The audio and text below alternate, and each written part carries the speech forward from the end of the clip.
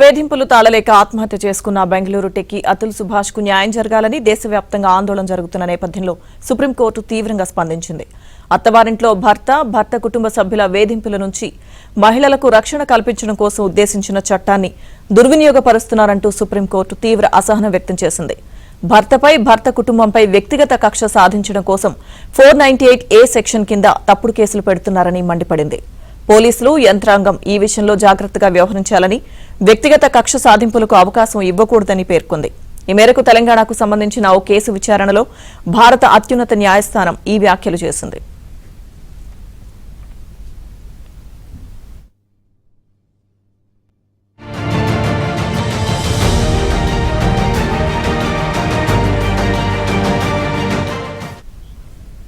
వివాహాన్ని రద్దు చేయాలంటూ తాను కోర్టుకెక్కితే భార్య తనపై వేధింపుల కేసు పెట్టిందని, తప్పుడు ఉద్దేశంతో కక్ష సాధింపు కోసం పెట్టిన ఈ కేసును కొట్టివేయాలని తెలంగాణ వ్యక్తి సుప్రీంను ఆశ్రయించారు. తెలంగాణ హైకోర్టు తన పిటిషన్ను కొట్టివేయడంతో సుప్రీంలో పిటిషన్ దాఖలు చేశారు. దీన్ని విచారించిన justice PV Nagarathna, justice N Koteshwar సింగ్ల ధర్మాసనం తెలంగాణ హైకోర్టు తీర్పును తప్పుపట్టింది.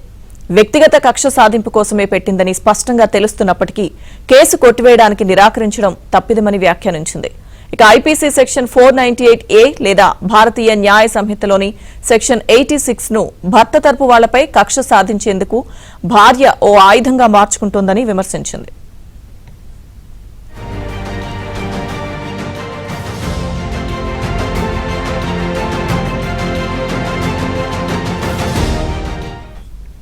దేశవ్యాప్తంగా ఇలాంటి కేసులు పెరుగుతుండటంపై సుప్రీం బెంచ్ ఆందోళన వ్యక్తం చేసింది.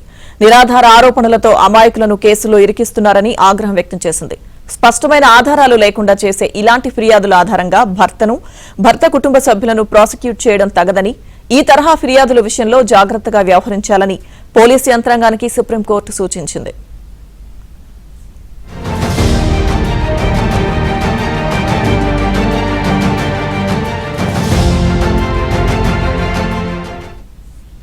ఇదిలా ఉంటే గతంలో సెక్షన్ 488A పై గతంలో పలువురు న్యాయమూర్తులు భిన్నాభిప్రాయాలు వ్యక్తం చేశారు. దేశంలో అత్యంత దుర్వినియోగం చేయబడిన చట్టాల్లో సెక్షన్ 488A దుర్వినియోగం అవుతుందని జస్టిస్ బిఆర్ గవాయ్ ఈ ఏడాది సెప్టెంబర్లో తెలిపారు. నాగ్పూర్కు చెందిన ఓ కేసులో పెళ్లైన తర్వాత ఒక్కరోజు జీవించకుండా కోర్టులో కేసు వేయడంతో అమెరికాలో ఉంటున్న యువకుడు 50 లక్షలు చెల్లించాల్సి వచ్చిందన్నారు. ఇక కేసు విచారణ సందర్భంగా 488A అత్యంత దుర్వినియోగం చేయబడిన సెక్షన్ ఒకటని జస్టిస్ గవాయ్ పేర్కొన్నారు.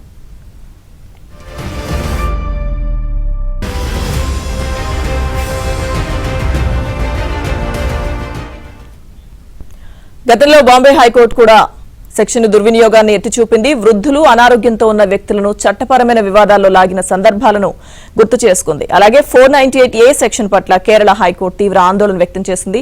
వివాదాలలో న్యాయం కోసం కాకుండా భర్త కుటుంబ సభ్యులపై ప్రతీకారం కోసం ఈ సెక్షన్ ఉపయోగిస్తున్నారని పేర్కొంది. ఇదిలా ఉంటే మహిళలను రక్షించడానికి సెక్షన్ 498A ను ప్రవేశపెడితే కొంతమంది మాత్రం ప్రతీకార ప్రయోజనాల కోసం తరచుగా ఉపయోగిస్తున్నారని 2023లో జార్ఖండ్ కోర్టు అభిప్రాయపడింది.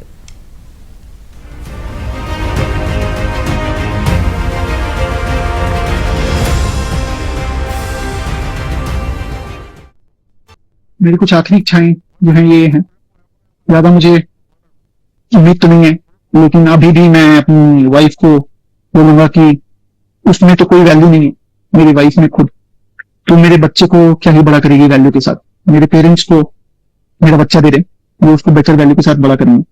आई think she should have done it with me, she should have given the child to me, but मुझे बच्चे से अलग रख के दुख पहुंचाने के लिए उसने किया है, जबकि उसे भी पता है वो बच्चे को रेज करने में अक्षम है। खुद ही बोली कि मैं बच्चे के पाल परवरिश के लिए पैसे भी नहीं आएगा तुम्हारे पास, तो हम ही दे दो बच्चा, हमने मेरा आखिरी अंश मेरे माँ बाप को दे दो, वो बहुत मौजों से पालेंगे उसे, और मेरा भाई एक बहुत अच्छा आदमी है, वो भी पालेगा उसे, बट मुझे ज्यादा उम्मीद नहीं है इसकी।